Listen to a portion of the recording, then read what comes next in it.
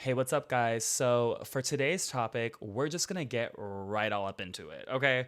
And it's an extremely vulnerable topic that I'm sure a lot of us feel uncomfortable talking about, and that is love or unrequited love. I don't know if you guys have ever met the absolute love of your life and have been thinking about them even years later, which I know that's asking a stupid question because I know all of us have probably felt that way about someone or another.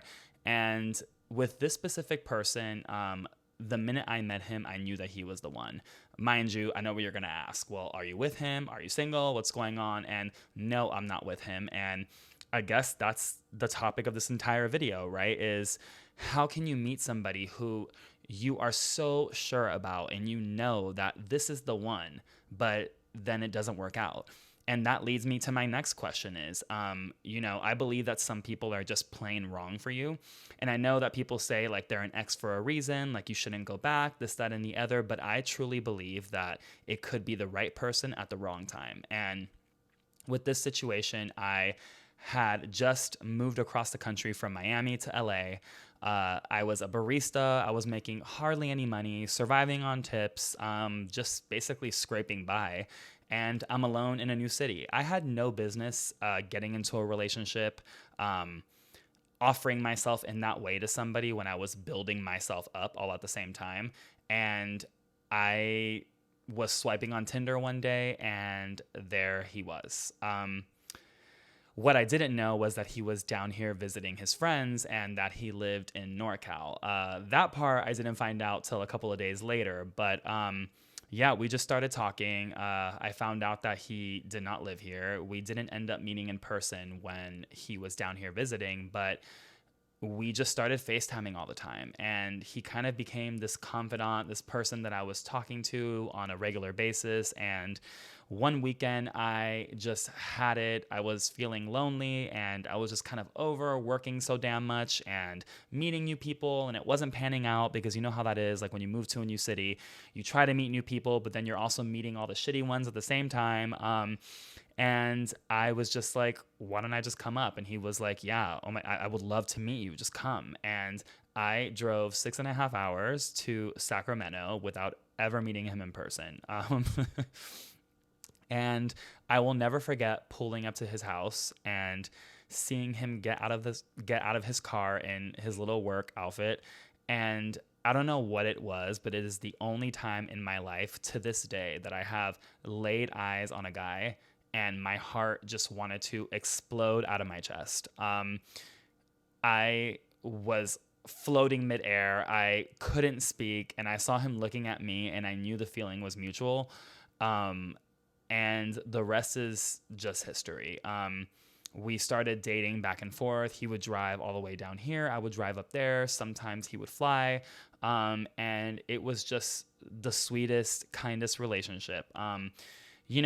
Obviously, it didn't stay that way for many reasons. Again, I had no business offering my heart to somebody when I was building my life and I was going through all these stresses like money and getting a new job and making friends in a city that I was a stranger in. And I was just a mess, and rightfully so. Mind you, this is a guy who grew up at the end of his cul-de-sac, has had all his friends since he was a kid.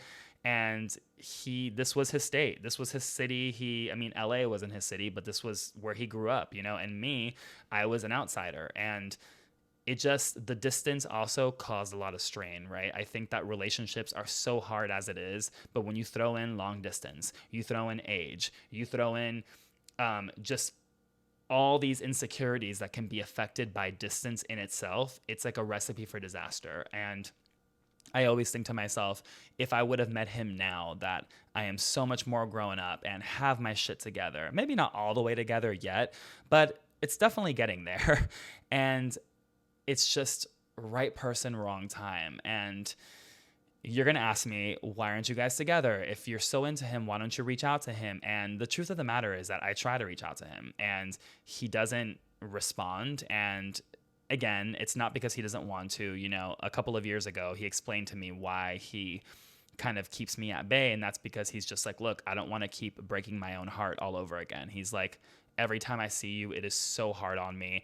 Every time you leave, like I start crying, and I start crying also. Like there's been so many times that I left his house and I would turn the car back around because I'd just be teary eyed because I didn't want to leave him. So it's it's a sentiment that we both share. And the difference is that now I'm ready and I want to try, and I am willing to do whatever it takes. But, you know, sometimes life and the universe just has other plans for you. But I guess my whole point in coming on here and spilling my laundry like this is I know there has to be so many people that feel this way about somebody that was in their life at one point. And it's just, it sucks. It sucks to meet new guys, especially guys who could potentially be a great match for you, but to still have somebody else in the back of your head. And people say things like, you know, they're exes for a reason, don't go back. But in this situation, and I think in a lot of niche situations like this, I don't think it's really that simple. And,